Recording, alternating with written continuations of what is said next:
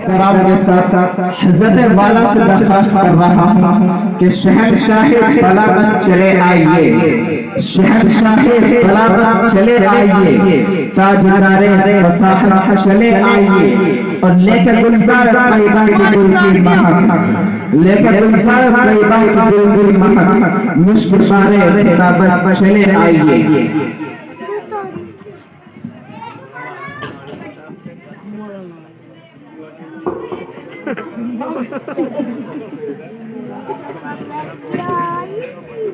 بیٹھ کے نہیں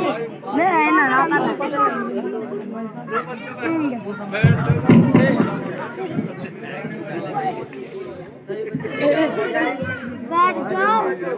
اے آگے سے ہٹے ہوئے ہٹے آگے سے بس چلا ہو جاؤ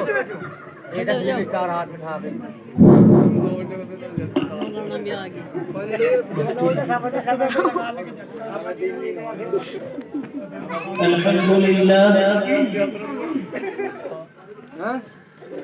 الحمد لله نحمده ونستعينه ونستغفره ونؤمن به ونتوكل عليه ونعوذ بالله من شرور أنفسنا ومن سيئات أعمالنا من يهده الله فلا مضل له ومن يضلله فلا هادي له ونشهد أن لا إله إلا الله وحده لا شريك له ونشهد أن سيدنا ومولانا محمدا عبده ورسوله أعوذ بالله من الشيطان الرجيم بسم الله الرحمن الرحيم يا أيها الذين آمنوا اتقوا الله حق تقاته ولا تموتن إلا وأنتم مسلمون وقال تبارك وتعالى في مقام الثاني يا أيها الذين آمنوا لا تتبعوا خطوات الشيطان ومن يتبع خطوات الشيطان وقال تبارك وتعالى في مقام الثالث وقال النبي صلى الله عليه وسلم خيركم من تعلم القرآن وعلمه وقال رسول الله صلى الله عليه وسلم يقال لصاحب القرآن اقرأ وارتق ورتل كما كنت ترتل في الدنيا فإن منزلك عند آخر آية تقرأها أو كما قال عليه الصلاة والسلام عزیز ساتھیوں اور اسٹیج پر بیٹھے علماء کرام اور پردہ نشین ہماری مائیں اور بہنیں، اللہ تبارک و تعالی کا انتہائی احسان ہے اور اللہ تبارک و تعالی کا انتہائی فضل ہے کہ اللہ تبارک و تعالی نے ہم سب کو ایک دینی مجلس کے اندر بیٹھنے کی توفیق عطا فرمائی ہے۔ اسی کو قرآن کریم میں اللہ تعالیٰ اس طرح اس کا نقشہ کھینچتے ہیں کہ ایمان والوں اگر تم شیطان کے نقش قدم پر چلے گے تو شیطان تم کو بے حیائی اور برائی کا حکم دے گا۔ اور دوسری آیت کریمہ کے اندر قرآن کریم اس کا نقشہ اس طریقے سے کھینچتا ہے کہ اگر تم شیطان کے نقش قدم پر نہیں چلو گے بلکہ تم اللہ کے تقوی پر چلو گے اور اللہ کی بات مان کر کے چلو گے تو آپ سیدھے راستے پر اور صراط مستقیم پر ثابت قدم سے چل سکو گے۔ اللہ تبارک و تعالیٰ نے قرآن کریم کے اندر ارشاد فرمایا ہے کہ ایمان والے بندوں کو اللہ سے ایسی محبت ہوتی ہے کہ ان کے دل اللہ کی محبت سے لبریز ہوتے ہیں، ان کے دلوں پر اللہ سمایا ہوا ہوتا ہے اور ان کے دلوں پر اللہ چھایا ہوا ہوتا ہے۔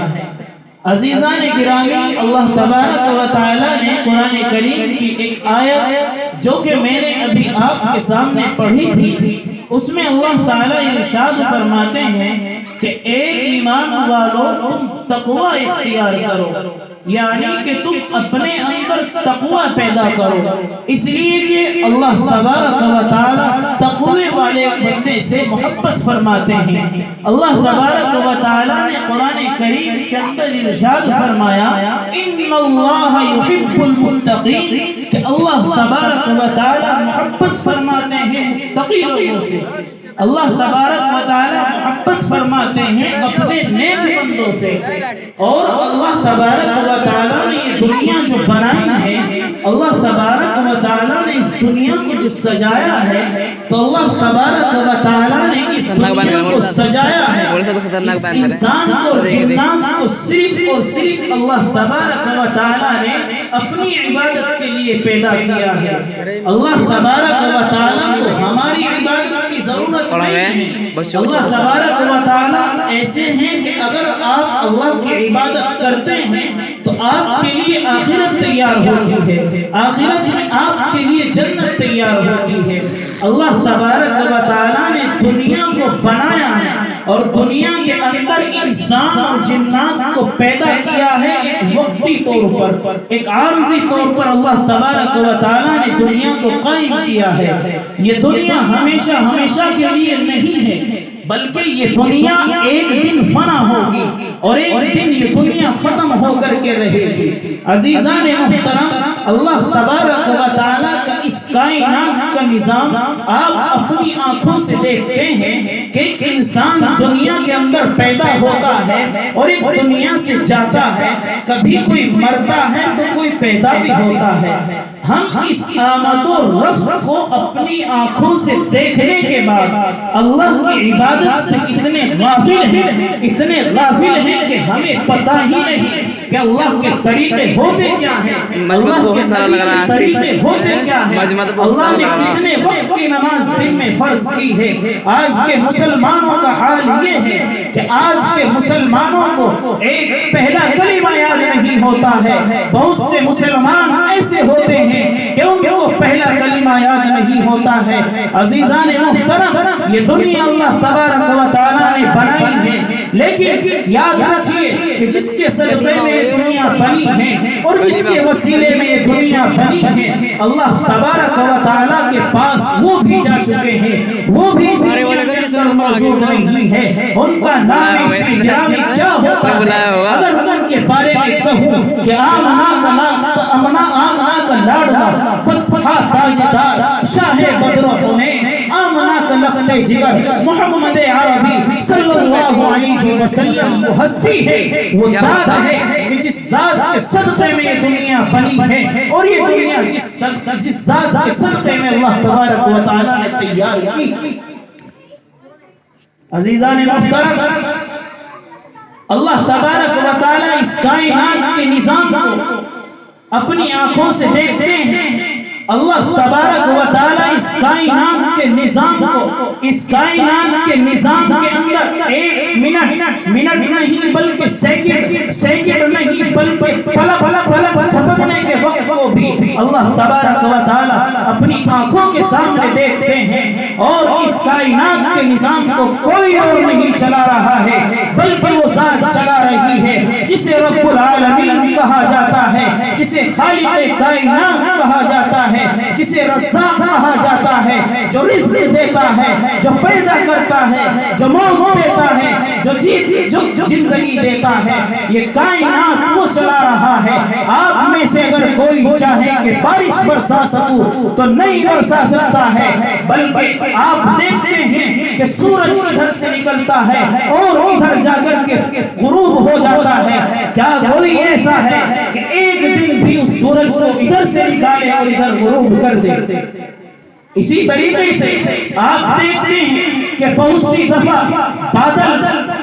وہ بادل جو پانی سے لدے ہوئے ہوتے ہیں، وہ بادل اس وقت جب کہ آپ کی کھیتی کو، آپ کی اس زمین کو جسے پانی کی شدید ضرورت ہوتی ہے، لیکن وہ بادل جو پانی سے لدے ہوئے بادل ہوتے ہیں، جو پانی سے لدے ہوئے سیاہ بادل ہوتے ہیں، وہ بادل آپ کی اس کھیتی سے اور آپ کی اس زمین سے جسے پانی کی شدید ضرورت ہوتی ہے، وہ آپ کی اس کھیتی سے گزرے چلے جاتے ہیں، لیکن کوئی دنیا کی طاقت ایسی نہیں ہے کہ جو اللہ کے سوا ان بادلوں سے ایک ٹپکا پانی یا ایک قطرہ پانی لے لے۔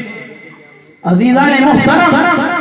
آج کے اس دور میں ہم مسلمان اللہ کی ان تمام نعمتوں کی ناشکری پر اترے ہوئے ہیں۔ اللہ کے نبی کی سنتوں کا جنازہ نکال کر رکھا ہے، اللہ کے نبی کی سنتوں کے طریقے سے زندگی نہیں گزارتے ہیں، اللہ کے نبی کے طریقے پر زندگی گزارنا نہیں چاہتے ہیں، بلکہ آپ نبی کی اس سنت کو کہ جس کے بارے میں علماء کرام بیان فرماتے ہیں کہ آپ داڑھی کو کٹاتے ہیں، آپ نبی کی اس سنت کا جنازہ جس کے بارے میں یہ کہا جاتا ہے کہ ایک بادشاہ جو کہ داڑھی کٹا رہا تھا، اس کے پاس سے جس وقت ایک عالم کا گزر ہوا تو اس نے اس کو کہا کہ آپ داڑھی کٹا رہے ہیں یا علیہ السلام دل چھین رہے ہیں۔ فارسی کا مقولہ ہے، اس نے کہا کہ داڑھی کٹا رہا ہوں، لیکن نہیں، اس عالم نے کہا کہ یاد رکھنا، کان کھول کر کے سن لے کہ تو داڑھی نہیں کٹا رہا ہے،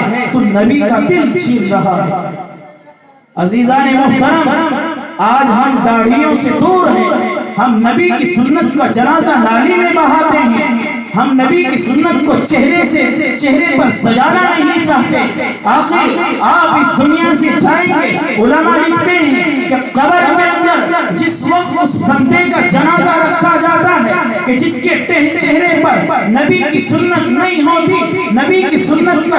جنازہ اس کے چہرے سے نکلا ہوا ہوتا ہے، تو سمجھ لینا کہ قبر کے اندر اس کا چہرہ اللہ کے نبی کی طرف سے پھیر دیا جاتا ہے۔ عزیزان محترم، آپ سب اس بات کا عہد کریں کہ آپ سب کو نبی کی سنت کے طریقے پر چلنا ہے اور نبی کی سنت پر عمل کرنا ہے۔ عزیزان محترم، اللہ تبارک و علیہ السلام ارشاد فرماتے ہیں خیرکم من تعلم القرآن وعلم۔ اللہ کے نبی کی حدیث ہے کہ تم میں سب سے بہترین شخص وہ ہے جو قرآن پڑھے اور قرآن کو پڑھائے، جو قرآن سیکھے اور قرآن کو سکھائے۔ عزیزان گرامی، یہ مدرسے اور یہ مسجد جو کہ آپ کے محلے اور آپ کی بستی کے اندر قائم کیے جاتے ہیں، ان میں کوئی اپنا ذاتی کام نہیں ہوتا، بلکہ ان کے اندر آپ کے بچوں کو وہ چیز سکھائی جاتی ہے جو کہ آپ گھر رہ کر کے نہیں سکھاتے۔ بہت سے لوگ مدرسوں کے اوپر انگلیاں اٹھاتے ہیں، میں ان سے سوال کروں گا، کیا آپ اپنے بچے کو جس کو آپ اسکول کے اندر بھیجتے ہیں، آپ اسکول کے اندر بچے کو بھیجیں، مجھے اس سے کوئی اعتراض نہیں ہے، لیکن مجھے یہ کہنے کا حق ہے اور میں یہ کہوں گا کہ آپ اس اسکول میں پڑھنے والے بچے کا مقابلہ ایک مدرسے کے اندر پڑھنے والے طالب علم سے کرائے۔ کیا اسکول میں پڑھنے والا بچہ جو کہ ڈگری یافتہ ہوتا ہے، 12ویں وہ کیے ہوئے ہوتا ہے اور کیا وہ کیے ہوئے ہوتا ہے مجھے نہیں معلوم ہے، لیکن میں اس حافظ کی گارنٹی لیتا ہوں جو کہ صرف حافظ ہوتا ہے، مولوی کی بات نہیں کر رہا ہوں، بلکہ اگر میں یہ کہوں تو بیجا نہیں ہوگا کہ ایک ناظرہ خاں بھی اس ڈگری یافتہ اسکول کے فارغ کا مقابلہ کر سکتا ہے۔ کیسا مقابلہ کرے گا؟ آپ میں سے کسی کا انتقال ہوتا ہے، کسی کے جنازے نماز پڑھانے کی بات آئے تو اسکول کا فارغ جنازے کی نماز نہیں پڑھا سکتا ہے، کیونکہ اس کو نہیں پتا ہے کہ میت کے جنازے میں کون سی دعا پڑھی جاتی ہے، پہلی تکبیر کے بعد کیا پڑھا جاتا ہے، دوسری تکبیر کے بعد کیا پڑھا جاتا ہے۔ اور ایک مدرسے کا طالب علم جو کہ صرف ناظرہ ہوتا ہے، جب آپ اس کو کہیں کہ جنازے کی نماز پڑھائیں تو پیچھے نہیں ہٹیں گے۔ تو اس لیے میں آپ سے کہوں گا اور آج میں آپ آپ سے رات کی تنہائی میں یہ بات کہہ کر کے جاؤں گا کہ آپ اپنے بچوں کو اسکول پڑھائیں، کوئی اعتراض نہیں ہے، آپ اپنے بچوں کو افسر بنائیں، کوئی اعتراض نہیں ہے، آپ دروغہ بنائیں، کوئی اعتراض نہیں ہے، لیکن یہ کہوں گا کہ آپ اپنے بچوں کو اسکول میں داخل کرنے سے پہلے، آپ اپنے بچوں کو اسکول بھیجنے سے پہلے قرآن کریم کی تعلیم دیں، اور قرآن کریم چاہے آپ اس کو حفظ پڑھائیں یا ناظرہ پڑھائیں، اس سے آپ کے ساتھ کوئی بحث نہیں کر رہا ہوں، لیکن آپ سے میں ضرور کر رہا ہوں کہ آپ اپنے اس بچے کو جس کو آپ اسکول میں بھیجتے ہیں، جس کو آپ اسکول میں داخلہ دلاتے ہیں، آپ اللہ کے واسطے اس بچے کو اسکول بھیجنے سے پہلے آپ اس کو وہ سکھائے، وہ کتاب سکھائے جو کہ تمام کتابوں میں افضل ہے، وہ کتاب کہ جس کو پہاڑوں نے انکار کر دیا، پہاڑوں کے اوپر اتارنا چاہا لیکن پہاڑ ریزہ ریزہ ہو جاتے، لیکن اس کتاب کو کس نے قبول کیا ہے، اس کتاب کو کس نے برداشت کیا ہے، کس کے اوپر وہ کتاب اتری ہے؟ ارے وہی ذات ہے کہ جس کے بارے میں علماء فرماتے ہیں کہ وہ آمنہ کا لاڈلا ہے، وہ بدخواہ تاجدار ہے، وہ شاہ بدر حنین ہے۔ اگر آپ اللہ کے نبی کی ایک بات پر بلکہ اللہ کے نبی کی چال پر آپ تبصرہ کرنا چاہیں اور آپ بحث کرنا چاہیں، آپ کی زندگی ختم ہو سکتی ہے، آپ کی زندگی ختم ہو سکتی ہے، رات اور دن ختم ہو سکتے ہیں، لیکن آپ علیہ السلام کی چال مبارک، آپ علیہ السلام کے چلنے پر آپ تبصرہ نہیں کر سکتے ہیں۔ وہ صفات اللہ نے اپنے نبی کے اندر رکھی ہے، بلکہ اللہ تبارک و تعالی نے جس سانچے کے اندر ڈھال کر کے اپنے رب کائنات، اپنے نبی آخر الزمان آمنہ کے لاڈلا بدخواہ تاجدار شاہ بدر حنین کی پرورش کی ہے، اللہ تبارک و تعالی نے آپ کو بنانے کے بعد اس سانچے کو توڑ دیا ہے کہ جس سانچے کے اندر ڈھال کر آپ نے اپنے رب کائنات نے اپنے آپ نبی کریم صلی اللہ علیہ وسلم کی پرورش کی۔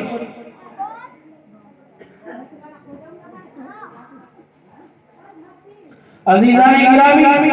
یہ قرآن کریم، جس قرآن کریم کے اوپر آپ سے بحث کر رہا ہوں، جس قرآن کریم کے اوپر آپ کے سامنے حدیث پڑھی ہے، اسی کو دوسری طرف آپ علیہ السلام بیان فرماتے ہیں، یقال لصاحب القرآن اقرأ وارتقی ورتل کما كنت ترتل فی الدنیا فإن منزلك عند آخر آیت تقرأها، کہ قیامت کے دن جب صاحب قرآن یعنی حافظ قرآن سے کہا جائے گا کہ قرآن کریم پڑھتا جا اور جنت کے درجوں پر چڑھتا جا اور ٹھہر ٹھہر کر پڑھ، جیسا کہ تو دنیا کے اندر ٹھہر ٹھہر کر پڑھتا تھا، بس تیرا مقام اور ٹھکانہ وہی ہوگا جہاں تو آخری آیت پر پہنچے گا۔ یہ مقام اور مرتبہ کس کے لیے ہے؟ یہ مقام اور مرتبہ اسکول میں پڑھنے والوں کے لیے نہیں ہے، بلکہ یہ مقام اور مرتبہ آپ علیہ السلام جس کے بارے میں ارشاد فرماتے ہیں، آپ علیہ السلام نے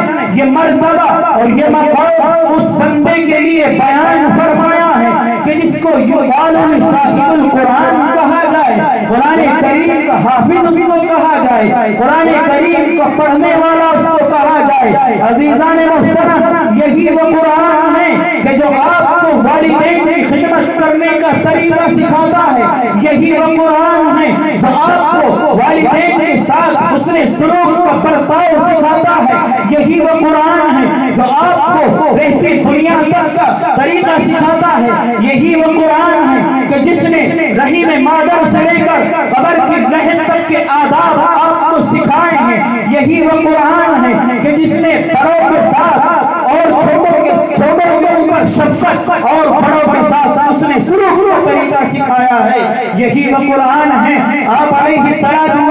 کی خدمت میں ایک شخص حاضر ہوا، اس نے آ کر کے ارشاد فرمایا کہ یا اللہ کے نبی، اے اللہ کے لاڈلے، میں نے اپنی ماں کو گھر سے پیدل چل کے حج کروایا ہے؟ کیا میں نے اپنی ماں کا حق ادا کر دیا؟ لیکن قرآن کریم اس کا نقشہ کھینچتا ہے اور آپ علیہ السلام کی زبان مبارک اس کو یوں بیان فرماتی ہے کہ ارے ماں کا حق ادا کرنا تو دور کی بات ہے، تو نے اس حق کا بھی ادا نہیں کیا ہے جو ایک مرتبہ تیرے پیٹ میں کروٹ بدلنے سے کرتی تھی۔ لیکن آج جب کوئی بندہ کوئی فنکشن سجاتا ہے، کوئی شادی وغیرہ کرتا ہے،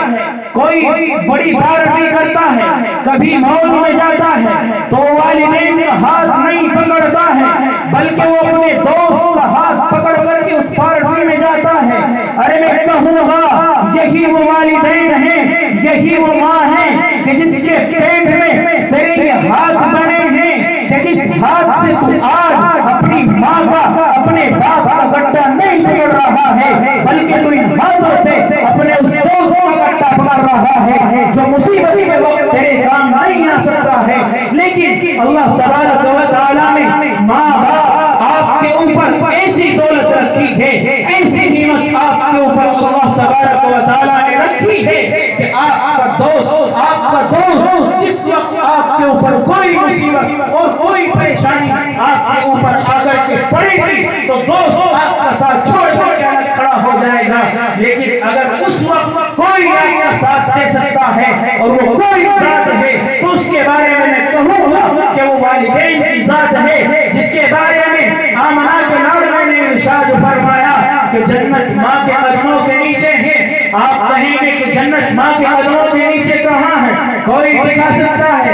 ارے میں اس کے بارے میں ایک واقعہ آپ کو بتاؤں گا کہ ایک حضرت گزرے ہیں، ایک مرتبہ وہ اپنی ماں کے ساتھ مکے کے اندر طواف کر رہے تھے تو طواف کرتے وقت انہوں نے دیکھا، انہوں کے ذہن میں ایک بات آئی کہ آپ علیہ السلام نے ارشاد فرمایا ہے کہ جنت ماں کے قدموں کے نیچے ہوتی ہے۔ آخر میں دیکھوں تو صحیح کہ جنت ماں کے قدموں کے نیچے کہاں ہوتی ہے؟ جنت ماں کے قدموں کے نیچے سنی ہے لیکن دیکھی نہیں ہے۔ آخر آج تو میں ایسی جگہ ہوں، ایسی مقدس جگہ ہوں کہ جہاں کی دعا رد نہیں کی جاتی بلکہ وہاں کی ہر دعا قبول کی جاتی ہے۔ تو ان حضرات نے اپنی والدہ محترمہ سے کہا، اپنی امی جان سے کہا کہ امی جان، اللہ کے نبی علیہ السلام نے ارشاد فرمایا کہ الجنت تحت اقدام الامہات، کہ جنت ماں کے قدموں کے نیچے ہوتی ہے۔ آخر ماں کے قدموں کے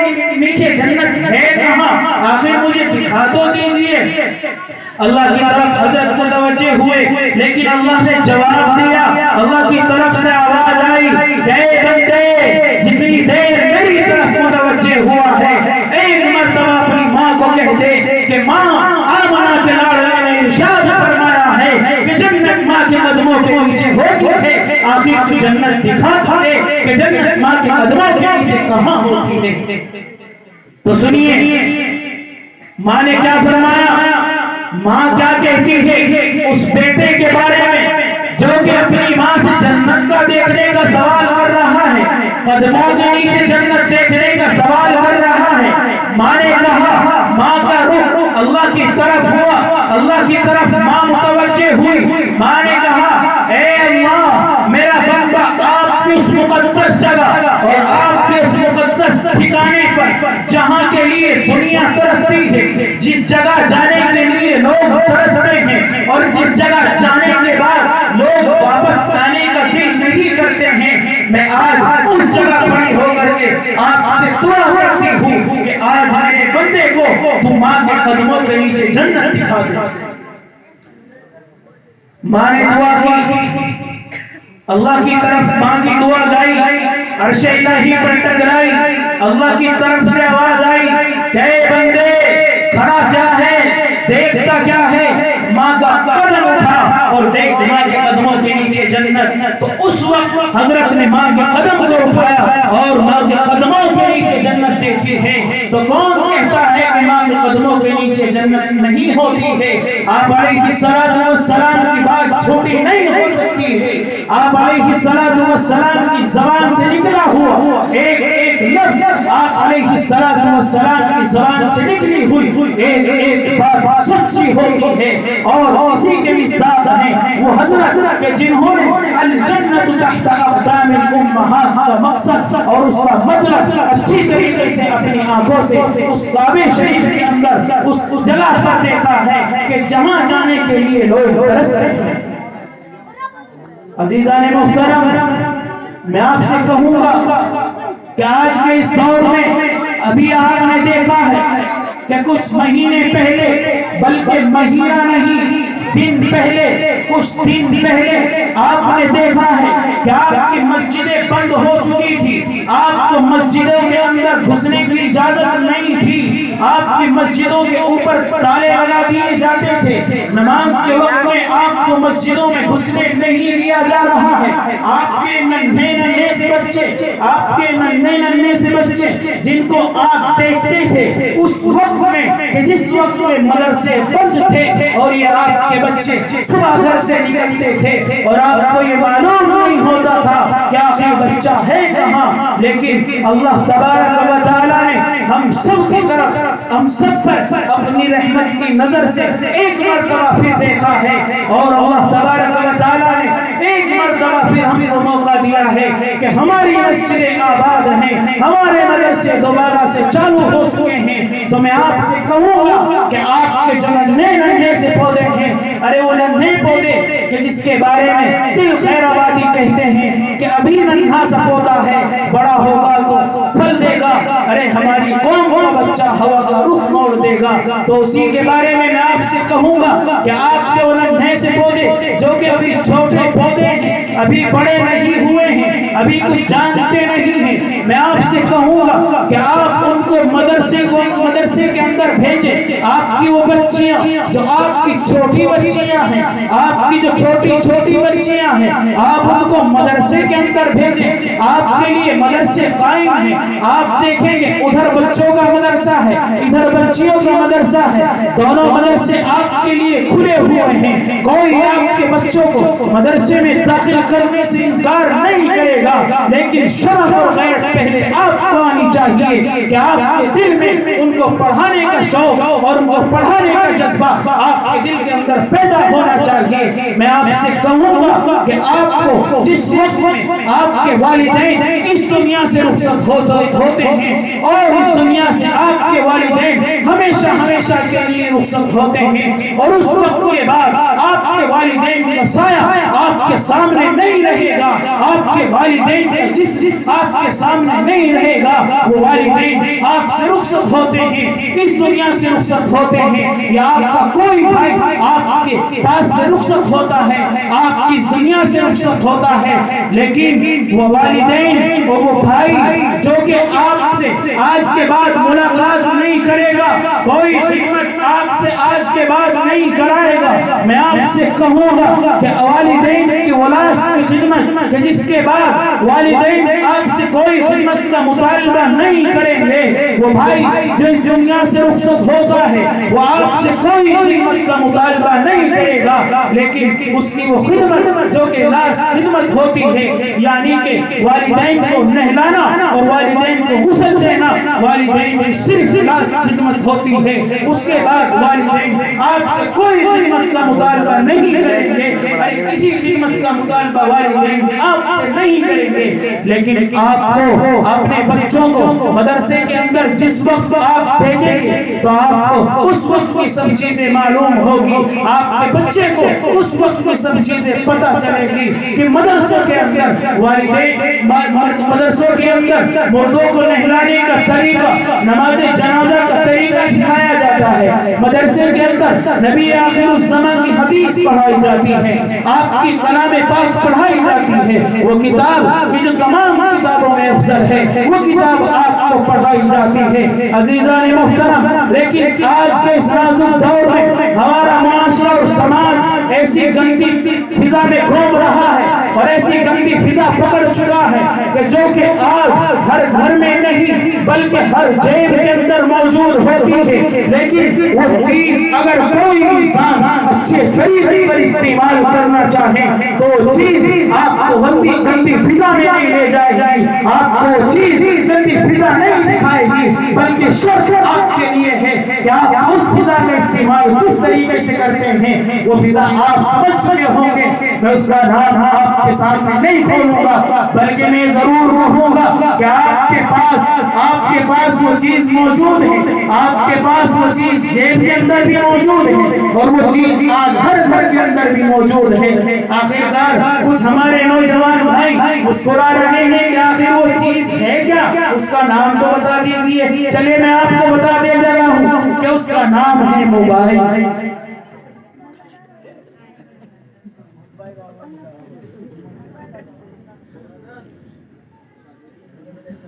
وہ چیز ہے موبائل۔ اگر آپ موبائل کا استعمال کسی اچھے طریقے کی طرف کرتے ہیں، کسی اچھی فضا میں آپ موبائل کا استعمال کرتے ہیں تو موبائل آپ کی رہنمائی کرے گا۔ آج کے اس دور میں موبائل کے اندر آپ چاہیں کہ نماز پڑھنے کا طریقہ تو آپ کے موبائل کے اندر کھل جائے گا، آپ چاہیں کہ نماز جنازہ پڑھنے کا طریقہ آپ کے موبائل کے اندر کھل جائے گا، آپ کچھ بھی چیز اس کے اندر دین کی بولے تو کھل جائے گی۔ لیکن آخر آج اتنی توفیق کہاں ہے کہ آپ اس موبائل کا استعمال اس چیز کے اندر کریں کہ جس چیز کے بارے میں آخرت ہے۔ آپ نماز کے بارے میں موبائل کا استعمال کرنا چاہیں تو موبائل آپ کا ساتھ دے گا نماز کے طریقے کو بتانے کے لیے۔ آپ قرآن کریم کی تلاوت سننا چاہیں، قرآن کریم کی تلاوت سننے کے لیے موبائل آپ کا ساتھ دے گا۔ لیکن آج کے اس نازک دور میں ہمارا معاشرہ اور سماج جن خرابیوں کو جنم دے چکا ہے، ان خرابیوں کا شمار اس وقت میں ممکن نہیں بلکہ غیر ممکن ہے۔ اس مختصر سے وقت میں ان بے حیائی کو شمار کرانا میرے لیے بس کی بات نہیں ہے، بلکہ میں آپ سے ان خرابیوں میں سے آپ کو تھوڑی سی برائیاں گنواتا چلوں۔ آج کے اس دور میں ہمارا معاشرہ اور سماج کن خرابیوں سے دو چار ہے، اس کے اسباب و وجوہات کیا ہے، ان سے مقابلہ اور دفاع کی کیا تدابیر ہے، ان کو اس مختصر سے وقت میں بیان کرنا اور ان پر تفصیلی روشنی ڈالنا میرے بس کی بات نہیں ہے۔ لیکن آج کے اس دور میں ہمارے معاشرے کے اندر جوان لڑکیاں، جوان لڑکے ایک کالج کے اندر بیٹھ کر کے، ایک بینچ کے اوپر بیٹھ کر کے، ایک ٹیپائی کے اوپر بیٹھ کر کے اپنے آپ کو اس طریقے سے ملا دیتے ہیں، اپنے آپ کو اس طریقے سے کھلا دیتے ہیں کہ ان کو کوئی کہنے سننے والا نہیں ہوتا ہے۔ میں کہوں گا کہ آج کے اس نازک دور میں تمام بے شرمیاں عام ہو چکی ہے۔ آپ کی نوجوان لڑکیاں کالجوں کے اندر جاتی ہے، شرم آنی چاہیے ان باپ کو کہ جو والدین اپنی جوان لڑکیوں کو کالجوں کے اندر بھیجتے ہیں اور غیر محرم مردوں کے بدن سے ان کے بدن کو ٹچ کرواتے ہیں۔ میں آج ان سے کہوں گا کہ شرم آنی چاہیے، ارے غیرت آنی چاہیے۔ عورت کی آواز بھی پردے کے اندر شمار ہوتی ہے، لیکن آج آپ اپنی جوان لڑکیوں کو، اپنی بہنوں کو، اپنی ماں کو، اپنی بہنوں کو، اپنی بھتیجیوں کو آج آپ اسکولوں کے اندر بھیجتے ہیں اور ان کے اوپر ایسی اسکولوں کے اندر جانے کے بعد ان کے اندر کوئی شرم اور کوئی غیرت باقی نہیں رہتی ہے۔ تو میں آپ سے آج یہ کہہ کر کے جاؤں گا کہ آپ اس برائی کو اپنے اندر سے ختم کریں۔ اسکولوں کے اندر آپ کو یا آپ کی بچی کو منہ ڈھانپ کر کے بیٹھنے کی اجازت نہیں ہے۔ اگر کسی اسکول میں ہو تو بتا دیجئے، میں بھی سن لوں گا۔ ہم نے تو آج تک جتنے بھی اسکولوں کا معائنہ کیا ہے اور جتنے بھی اسکولوں کے اندر ہم گھومے ہیں، ہم نے ہر کالج کے اندر چاہے لڑکے مسلم ہو چاہے لڑکے غیر مسلم ہو، کسی کے اندر کوئی فرق نہیں ہوتا ہے، بلکہ سب ایک جیسے جیسی نظر آتی ہے، بلکہ آج کے اس دور میں ہماری مسلم بہنیں اور ہماری مسلم لڑکیاں آج کے اس نازک دور میں جس وقت میں اسکول کے اندر داخل ہوتی ہیں، جس وقت کالجوں کے اندر داخل ہوتی ہے اور غیر مسلم لڑکیوں میں بیٹھتی ہے، تو آپ ان کے اندر فرق نہیں بتا سکتے ہیں کہ یہ مسلم ہے یا غیر مسلم ہے، تو پھر وہ تعلیم کس کام کی ہے؟ آپ مجھے بتا دیں کہ آپ ضلع میرٹھ کے اندر یا ضلع مظفر نگر کے اندر یا آپ کسی بھی ضلع کی لسٹ اٹھائے، اس سے مجھے کوئی اعتراض نہیں ہے، لیکن میں آپ سے پوچھوں گا کہ آپ کے کتنے لڑکے، آپ کے وہ کتنے لڑکے جنہیں آپ نے مدرسوں سے دور رکھ کر، جن کی جوانی کو آپ نے برباد کیا ہے، جن اولادوں کو آپ نے برباد کیا ہے، میں آپ سے پوچھوں گا کہ آپ کے وہ بندے، آپ کے وہ لڑکے، آپ کے وہ بھتیجے، کتنے آپ کے وہ بیٹے افسر بنے ہیں، کتنے وہ داروغہ بنے ہیں، ارے کتنے وہ فوج میں بھرتی ہوئے ہیں؟ میں آپ سے کہوں گا، لیکن آج کے اس دور میں ایک مدرسے سے فارغ حفاظ کرام صرف حافظ کی بات کر رہا ہوں، قاری کی بات نہیں کر رہا ہوں، مولوی کی بات نہیں کر رہا ہوں، عالم کی بات نہیں کر رہا ہوں، بلکہ صرف حافظ کی بات کر رہا ہوں۔ ارے آج کے اس دور میں وہ حافظ جس نے صرف 30 پاروں کو اپنے دماغ کے اندر اور اپنے دل کے اندر سما لیا ہے، آج کے اس نازک دور میں وہ بندہ کامیابی کی دہلیز پر پہنچ چکا ہے، بلکہ ناکامیابی کی دہلیز پر نہیں پہنچا ہے۔ آج کے اس دور میں ایک حافظ طالب علم، ایک حفاظ کرام جبکہ وہ کہیں جاتا ہے اور اگر وہ کسی مسجد میں امامت کرنا چاہے تو وہ امامت کرتا ہے، خواہ اس کی تنخواہ 5000 یا 5500 کیوں نہ ہو، اسی کے اندر اس کا گزر ہو جاتا ہے۔ لیکن بہت سے ہمارے بھائی، ہمارے مسلم بھائی، نوجوان لڑکے جو کہ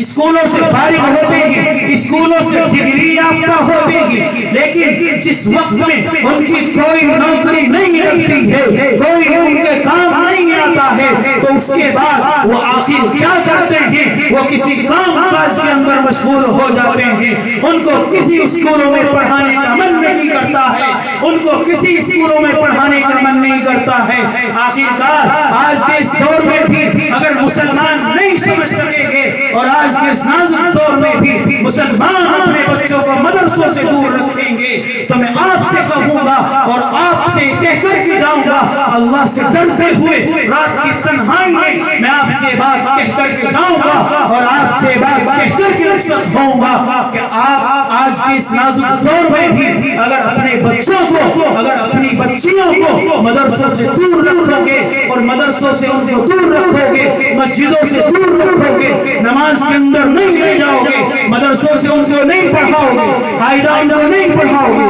کلمہ ان کو نہیں سکھاؤ گے، قرآن ان کو نہیں سکھاؤ گے، تو میں آپ سے کہہ کر کے جاؤں گا، کان کھول کر کے میری یہ بات سن لینا، جس کان کے پردے سے میری یہ بات ٹچ ہو رہی ہوگی، میں اس کو کہوں گا کہ سمجھ لینا، آج سے آنے والی نسلوں کے دین کے اوپر آپ فاتحہ پڑھ دینا۔